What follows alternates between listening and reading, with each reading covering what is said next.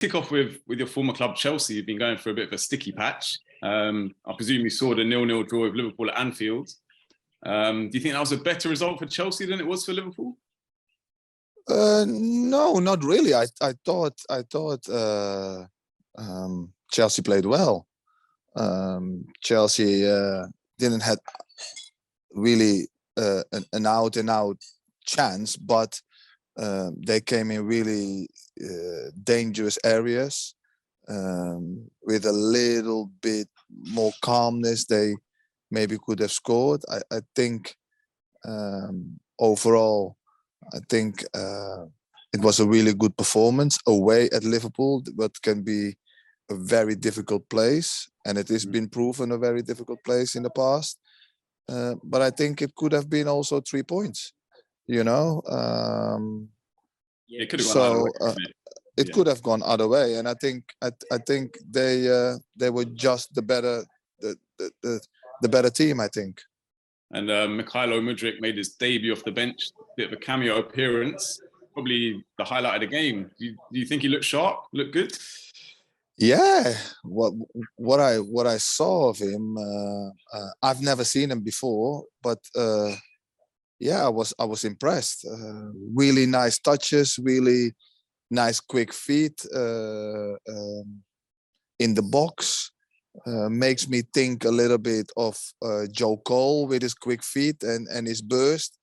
The only thing, you know, if he looks back, certain balls he should have been taken with his left foot, and then maybe he would have scored. But a very positive performance from him, very positive, and yeah, it looks like an exciting buy from Chelsea.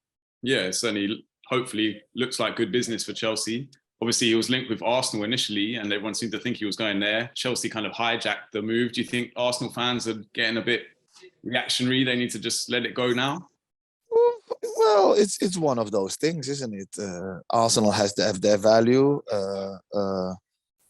Always when you get in a bidding war, it's what the selling club wants, and they can hold their price. Chelsea wants to do business. Arsenal didn't want to go to that extent, and Chelsea got the business done. And I think for Chelsea, it's a very, very good acquisition. You know, it's a very good buy. Something that will make in over the years the fans really happy.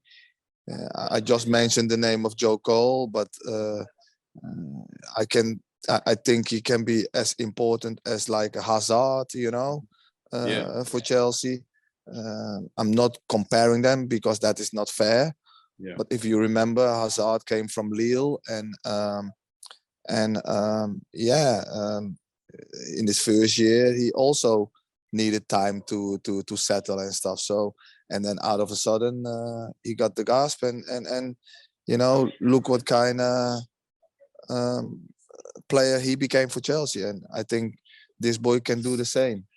Yeah, it's true. Eden Hazard ended up becoming a club legend. Obviously, there's a long way to go for Mudryk.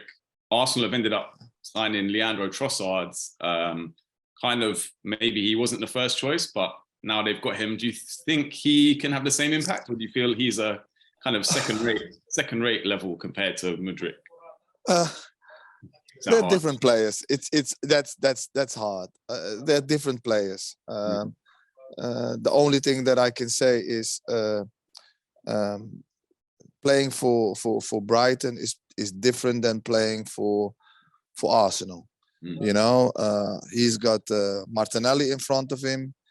He's got Saka in front of him. He's got Jesus, Rowe. So he's got all these kind of players that he needs to battle with, and we will see if he can handle that and make that left wing or right wing his, you know, and that he is one of the main on the team sheet on a Saturday. Obviously, it's a cheap buy for where the prices are now. Yeah, you know. So look, he's got the quality, he's got the technique. It's now, does he have the mentality? You know, can he get into that team and make a difference? Yeah, well, he looked good yesterday in his brief cameo, but well, it remains to be seen. But going back to Chelsea now, they've only scored 2 goals in their last 5 games. Why do you think they're struggling so much to put the ball in the net? I think it's a combination of. I think Harvards is not really a striker, but he can play striker, and I think he's the best that they have. I like him, but I think there needs to be more support from the midfield, from the wide players, from at the back. It's not only about the striker. Yes, top strikers, they do create chances for themselves, but also they depend a lot on their midfielders and their wide players and the fullbacks.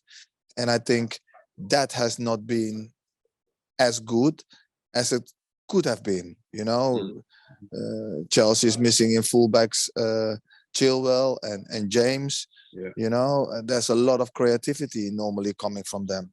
Yeah. And then wide players Sterling and Kante are missing, and that's a lot of energy. You know, so is it good 2 goals in 5? No, far from it. But it's a combination of. It's not just one item. Yeah. And on a similar note, obviously Pierre-Emerick Aubameyang joined at the start of the season. He's not really getting much time on the pitch at the moment. He has only scored 1 Premier League goal. Do you think he's going to be? He's not had the amount of games in a row that he could get really match fit. But then I when he gets the opportunity, I expect him to do a little bit more and want him to do a little bit more to make that position his. Can he score goals? Yes. Can he put the ball in the net? We all know that.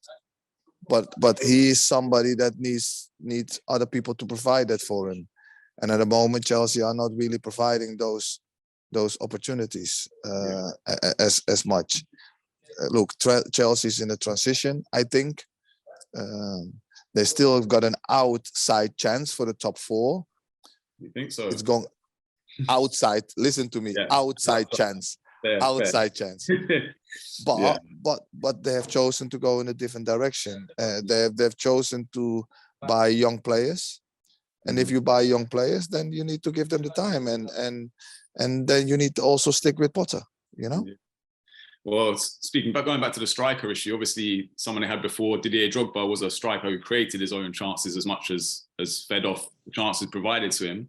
Is there a number 9 out there in Europe or in the world that you think Chelsea could go and get, who would do a similar thing to Lukaku? Oh, Lukaku was brought in to do, I should say. Not that I know at the moment. You know, the closest thing is Haaland, but even Haaland is not providing his own chances. They're being created for him. Yeah. And he's lethal when they are being created for him. They've brought in Felix, but Felix is not a central striker. An out-and-out number 9. And out-and-out number 9s, they are difficult to get. You know, there are not a lot of them at the moment. So, and majority of the teams, they don't play with them. You know, so they will have to be creative, and they have to find a different way to accommodate that position. Yeah, I think you're right though. Graham Potter, he hasn't really had much of a chance transfer window wise, so we'll see what he does in the summer. Presuming he's still there. You said there that you expect him to be given a chance. Well, the only way you can the only person you can go and get who is an out-and-out striker and who will make your team better is Harry Kane. Yeah. And if I would be part of Chelsea, that's who I was going to go after. I know he might not, want to come to Chelsea because of the Spurs, but I would at least try. I would at least try and at least, make an effort. At least then I know I'm going into the right direction. And and I know he's 29, but at the end of the year, he's got, I think, 1 or 2 years left on his contract, and he won't be 100 million again anymore this summer. So it will be more like 50, 60. And I think that money will be worth it. Now, there will be other people or other clubs in for him, like Man United or Bayern Munich or whatsoever. But you need to put your head in the ring to be able to to be able to maybe have a chance. Yeah, it's got to be worth a try. I think I read that he's considering signing a new contract, but if you put the offer on the table, then you never know what might happen. But well, you have to put the whole picture. You have to. I think it's another one is Billingham. You know, you need to put the whole picture. What you are planning, where you see him fitting in, what he can do for the club, where the club is going to go, what kind of players they're going to get, who to play with him, and how. All that kind of stuff. You need to make a proper picture for him and give him the love that he's going to be really important in the future for how you see it, you know. And I don't think that it is all about money. He needs to win trophies now, you know, and he wants to go somewhere where he's going to have the biggest chance to win trophies and play good football. So that's how you have to try to persuade him. I agree. Someone who's been earning rave reviews as a youngster that Chelsea have brought in is the new defender, Benoit Badiashile. 2 clean sheets in 2 games, keeping Koulibaly out of the team. How impressed have you been by him? I've been very, very impressed with him on the ball. Very, very calm. Looks for the right options. Gives the balance because he's left-footed. I have not seen enough yet in his 1v1 defending, in his emergency defending, in his toughness yet. It's too early for that, but so far so good. You know, so far so good. He does make Chelsea play more from the back. Yeah, he looks calm, doesn't he? He looks like he can start attacks well. But going back to Todd Bowley and his view of Graham Potter, do you think there's a minimum position Chelsea have to finish in the league to keep his job secure? I don't think so. I think they're going to stay with him, and rightly so. I think they're buying all these young players, and when you buying these young players, you need a manager that is going to play these young players. Otherwise, why buy them? Yeah, I know that some Chelsea fans are calling for they want Simeone, but if Simeone comes, he doesn't play young players. No. So that means you have bought them these young players for nothing, and then other players will have to come, and that's going to cost more money and all that kind of stuff. So you're buying these young players. You need to have a plan for the future. You need to give people the time, and let him do his work and develop these young players, and you know that Chelsea can become again a force again and fight for the Premier League. Yes, you know. Is it easier when they are in the Champions League to attract the best youngsters and the best players? Yes, of course. And is it important to be this year in the Champions League? Yes. But so much has happened with Chelsea, injury-wise, ownership-wise, all that, you know, around that. There might be too much that is gone that effect that you could get in the top 4. So I would stay calm and believe in Potter and let him, you know, keep on building. But yeah, I think you mentioned Diego Simeone there. He was kind of the reason why Chelsea got João Felix on loan. He wasn't feeling appreciated at Atletico Madrid. Do you think, obviously we haven't seen much of him at Chelsea because his debut got sent off, but do you think Chelsea will look to make that a permanent transfer if they get the chance in the summer? Let's see how he does. Felix had a really a lot of good touches, a lot of good movement before he got the red card. Let's just see how he does. He's an exciting player. He's not a goal scorer, but he's an excited player. Give him the time, give him the room to get used to the English way and play, and then see at the end of the season where we are, because Chelsea have brought in a lot of players. That means, when you bring in a lot of players, that means you need to let a lot of players go, because if you don't let them go, that dressing room is going to be very crowded. This was what I was going to ask. Who can you see leaving? Sorry? What players do you envisage leaving in the summer? Do you think Pulisic might go? Well, I don't know. I don't know. That's up to them. But there will be some players that will have to go, especially the ones that are not going to play. The ones that are not, and you need to clear that dressing room, because otherwise you're going to have a lot of negativity in that dressing room. When you have too many players, and that is not good. So you want to work with a small group. You want to work with the right amount of people, and you don't want to be working with 30, 35 professional players that are all thinking that they should be in the 11. So that is going to be it's going to be difficult, really difficult to manage for the manager. But moving on to another of your former teams, Leeds United, struggling for goals, another 0-0 draw with Brentford. I think they're in trouble, could go down. Well, everybody in that bracket can go down. I don't think that they're in trouble. I think that there are worse teams than them. Goal scoring is difficult for them at the moment. But I must say, Brentford is a difficult team to play against. There are a lot of teams that are struggling to play against Brentford and score against Brentford. So it's not that simple. They were the better team.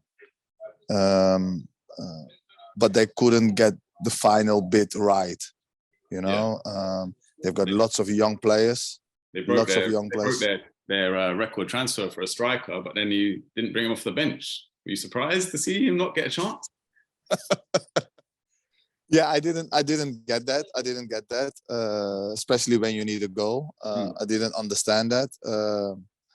There might be a reason behind it that is,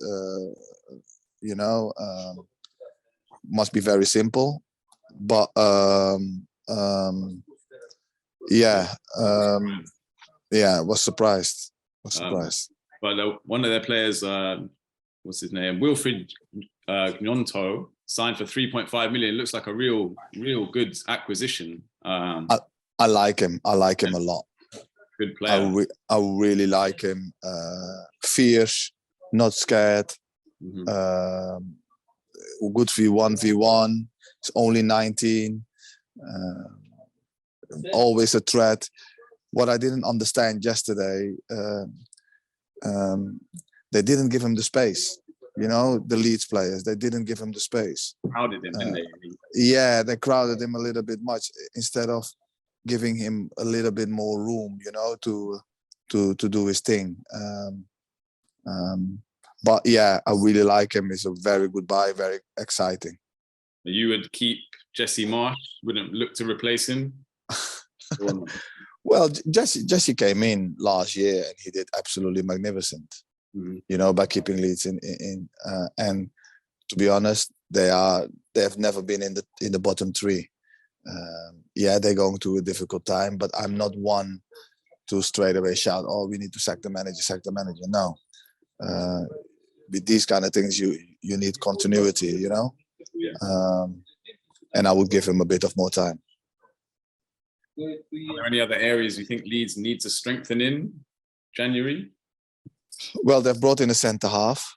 I think the left fullback strike, he's doing all right, but I would bring in somebody like that and a little bit more creativity in the central midfield, in the spine.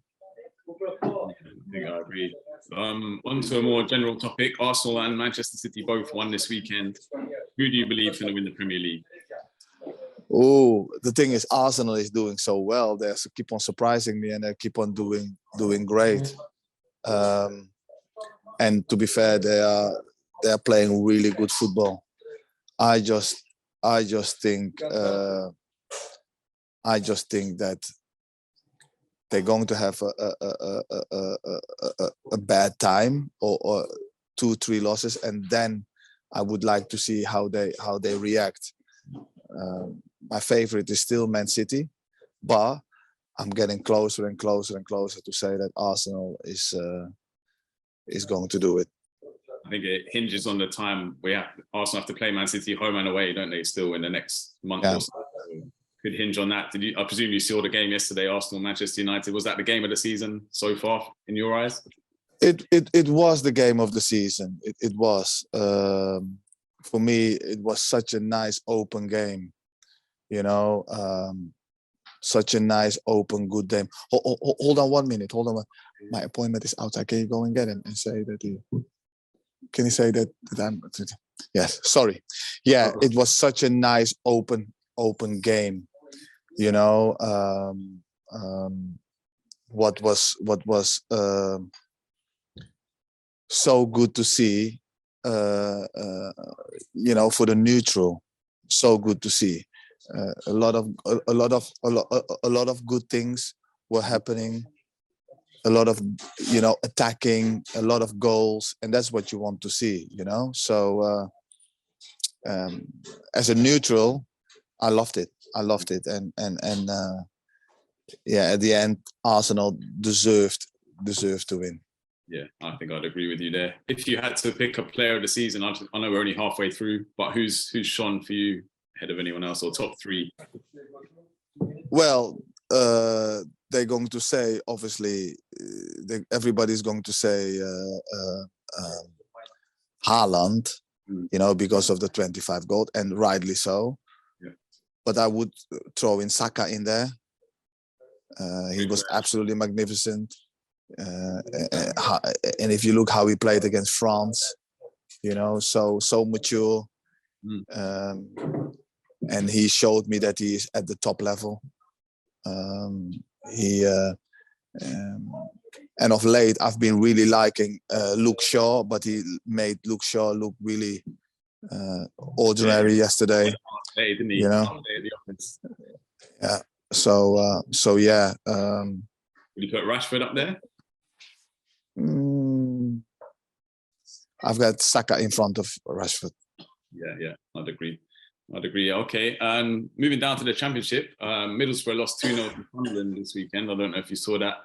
But what do you make of the job that Michael Carrick has done at Middlesbrough so far? They're in 6th position. It's looking like they could yeah, they're doing great. I interviewed him other day, and was a really good interview. And he's doing great. Obviously, they lost yesterday, but overall, he's got them playing a certain way. What I like. He's brought in some stability, and he's playing more a passing game in a 4-2-3-1. And they're going well. Obviously, yesterday they had a blip, and now is to show character that it was just a one-off. If they can do that, they can get in the top 6, and then when they get in the top 6 in the playoffs, then you never know. True. Just heard there briefly that Frank Lampard has lost his job at Sack. Yeah. Have you got any reaction to that? Well, the thing is, you know how it is in the Premier League. When you don't win matches, the thing is, it's going to be difficult for somebody else as well to win matches. It's a difficult club at the moment, difficult place, and yeah. What can you say? sometimes it's inevitable, you know. It's inevitable and hard. Um, but then on the other hand, you know, you need results, and us managers, we are always the first to take the hit, you know. And that's the thing with Frank, unfortunately.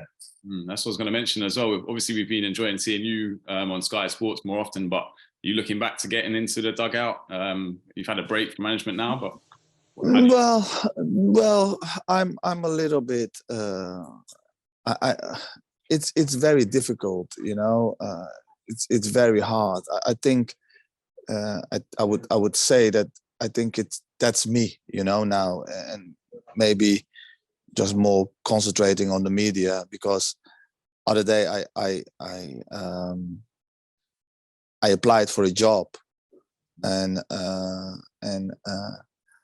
I was told that they didn't want to speak to me because my track record at Burton was not great. So, but that's what I was told. And they didn't want to speak to me. They didn't want me to sit down in front of them and have a chat because of my track record at Burton was not great. And so, and that is coming from the director of football. But they don't understand that when you are a Burton manager, your budget is in the top, is in the bottom 3, bottom 4 of the league. And every time you stay in the League One, it's like winning an FA Cup. You know, yeah. So you're not going to win more matches than the clubs at the bottom. You know, if you look at Ipswich's,